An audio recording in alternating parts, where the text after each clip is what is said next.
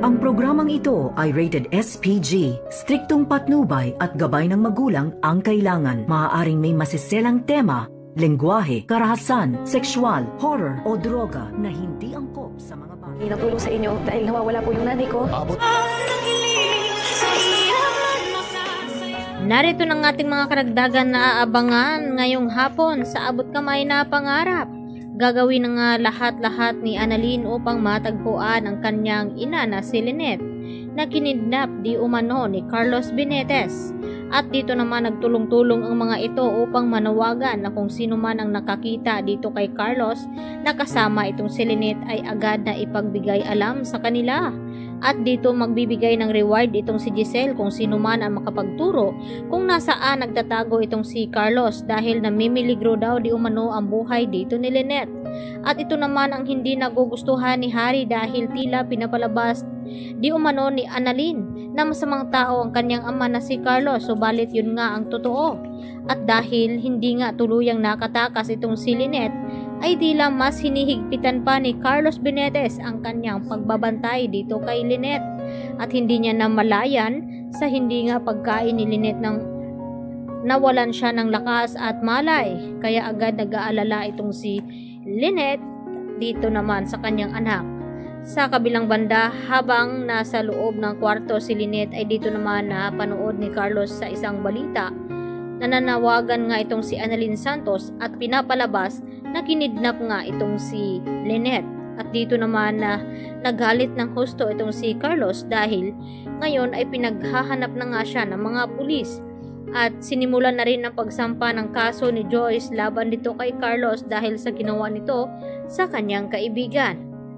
Kaya agad na gustong mangyari ni Carlos na kinakailangan daw na makaalis sila ng bansa. At bago sila aalis, agad na tinawagan ni Carlos itong si Harry upang papuntahin doon at ipapalakad ang kanyang mga papeles. At gusto naman linawin ni Harry dito sa kanyang ama na kung totoo ba daw di umano ang mga paratang na binibintang sa kanya, lalo na ang tungkol dito kay Irene na itong si Carlos nga raw ang pumaslang dito. At dito na hindi makaamin si Carlos dito kay Harry. At ang gustong mangyari ngayon ni Carlos na isasama si Harry sa kanilang pag-alis nang sa ganon ay hindi ito madadamay sa kanyang kinasangkutan na krimen. At ganoon din itong si Zoe. Samantala, kino-comfort naman ngayon ni Zoe itong si Annalyn at ganon din itong si Justin.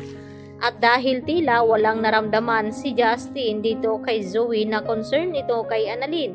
Dahil ang gustong mangyari dito ni Zoe na kunin lamang ang loob dito ni Annalyn nang sa ganon ay may kakampi siya dito sa Apex Hospital. Lalo na nagiging palaban nga itong si Justin at may naaamoy daw siyang kakaiba dito kay Zoe na parang may tinatago din itong sikreto na pwede rin nilang malaman. Lalo pa ngayon na concern itong si Zoe dito kay Doc Benitez na kung bakit ay pinagbibintangan ito na siya ang pumaslang kay Irene. At dito na sinabi ni Justin kay Zoe na kung bakit kung sino itong mga nalilink sa kanya ay mga kriminal. Unang-una itong si Moira na ina ni Zoe at ang kasunod itong si Dax na inutusan nga ni Moira naman loob sa bahay ni Lynette. At ang pangatlo ay itong si Carlos Benitez, baka pamilya daw ang mga ito. At nagulat itong si Zoe sa mga sinasabi nga dito ni Justin sa kanya na baka isang araw ay mabubulaga na lamang siya na malaman na ng lahat na hindi pala siya ang tunay na tanyag at ang nag-iisang anak lamang ni RJ ay walang iba kundi itong si Annalyn.